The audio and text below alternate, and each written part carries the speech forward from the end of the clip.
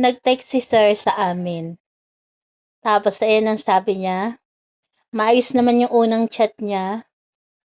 Naghahanap siya ng mai-a-adapt na aso, isang babae at isang lalaki. Siyempre, alam niyo naman po na hindi talaga kami nagpapa-adapt ng alaga namin. Proud kaming sabihin na mula noon, 2009 pa lang, marami na kaming dumating na mga alaga. Umabot na po sa 11, 9, yung mga naging fur babies namin. Never kaming nagpa-adapt. Lahat ng dumating na mga alaga po namin, lahat yon inalagaan lang namin. May sakit sila, inaalagaan namin yan. Gumagawa kami ng best namin. Ginagawa namin yung best namin. Mapagaling lang sila, ma-survive lang nila yung sakit nila. Pero siguro po hanggang dun lang yung ano talaga nila, buhay nila kaya naghihiwalay kami. Ayun lang yung nakakapaghiwalay sa amin, sa mga fur babies namin. Pero never kaming nagpa-adapt. Wala kaming pina-adapt ng mga fur babies namin sa mga kapitbahay namin.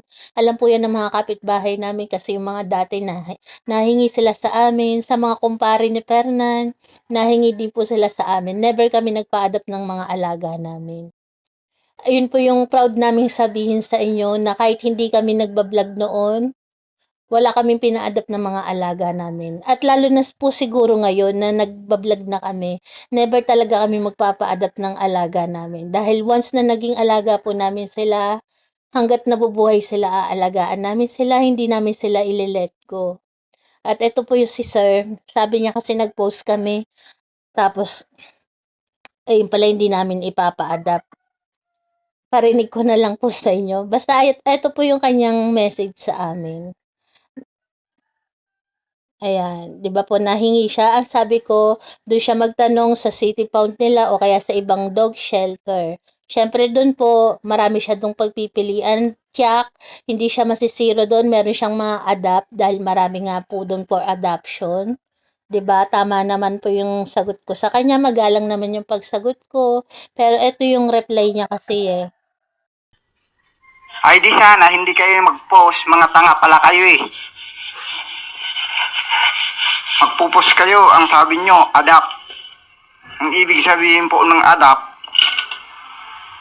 pinapahingi nyo ang aso. Kaya wag na lang kayong mag-post, nanluluko kayo, hoy, sundalo to. Ayan po yung sabi niya, kay sir, never po ako nag-post na pinapa-adapt ko yung mga alaga po namin. Siguro po mali kayo ng inakala o mali kayo ng nakita tapos akala nyo kami yung nag-post na nagpapa-adapt. Kasi never po ako talaga nag-post na pinapa-adapt namin yung alaga namin. Siguro po may post ako na inadapt namin pero never po ako nag-post na for adoption sila. Yun lang po yung paliwanag ko. Wala akong post na pinapa-adapt yung mga alaga namin kasi never po kami nagpa-adapt ng alaga namin. Kahit nung hindi pa kami nagba-vlog, wala kaming pinaampon ng mga alaga namin o pinamigay. Lahat po ng naging alaga namin sa amin lang. Kami lang ni Fernan yung nag-alaga hangga't kaya namin, hangga't nabubuhay sila, nasa amin po sila. Wala kaming pinamigay talaga kahit isa. Mula noon hanggang ngayon, marami na kami mga fur babies na nawala sa amin dahil namatay lang po sila, hindi namin sila pinamigay. Ayun lang po.